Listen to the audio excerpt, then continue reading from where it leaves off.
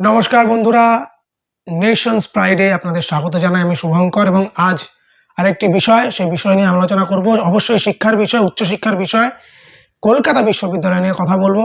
আপনারা সবাই জানেন যে কিছুদিন আগে কলকাতা বিশ্ববিদ্যালয়ে স্থায়ী উপাচার্য নিয়োগ হয়েছে এবং স্থায়ী উপাচার্য আশুতোষ ঘোষ তিনি দায়িত্ব নেওয়ার পর একাধিক সংবাদ মাধ্যমকে আমাদেরকে জানিয়েছিলেন যে শিক্ষার মান উন্নয়ন অর্থাৎ উচ্চশিক্ষার মান উন্নয়ন কলকাতা বিশ্ববিদ্যালয়ের বিগত বেশ কয়েক বছরে যেভাবে দেখা গিয়েছে তার সম্মান তলানিতে পৌঁছেছে, সেই সম্মান বা বলা যেতে পারে সেই হতগৌরব পুনরুদ্ধার এই যাবতীয়গুলো তিনি করবেন। তার জন্য নতুন নতুন কোর্স চালু থেকে শুরু করে যাবতীয়টা করা হবে।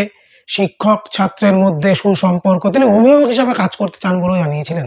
এতদিন পর্যন্ত মাইনর সাবজেক্ট বা বিষয়ে বিশ্ববিদ্যালয়ের তরফে প্রশ্নপত্র তৈরি করা হতো না, সেটি আলাদা করে কলেজ করত। কিন্তু শিক্ষার মান উন্নয়নের ক্ষেত্রে এই মাইনর সাবজেক্ট বিষয়গুলো খুব গুরুত্বপূর্ণ, তাই সেই দিকে তাকিয়ে তিনি জানাচ্ছেন যে এবার থেকে বিশ্ববিদ্যালয় মাইনর সাবজেক্টের প্রশ্নপত্র তৈরি করবে, সেই প্রশ্নপত্র বিভিন্ন কলেজে পাঠাবে।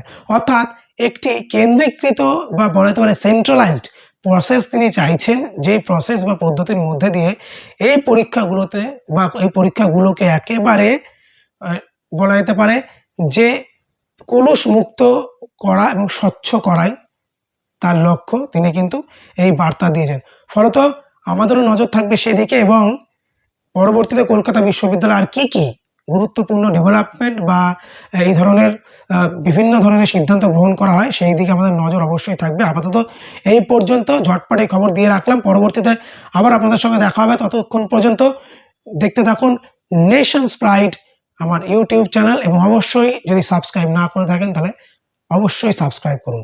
সবাই ভালো থাকবেন। আপাতত এই পর্যন্তই, ভালো থাকুন।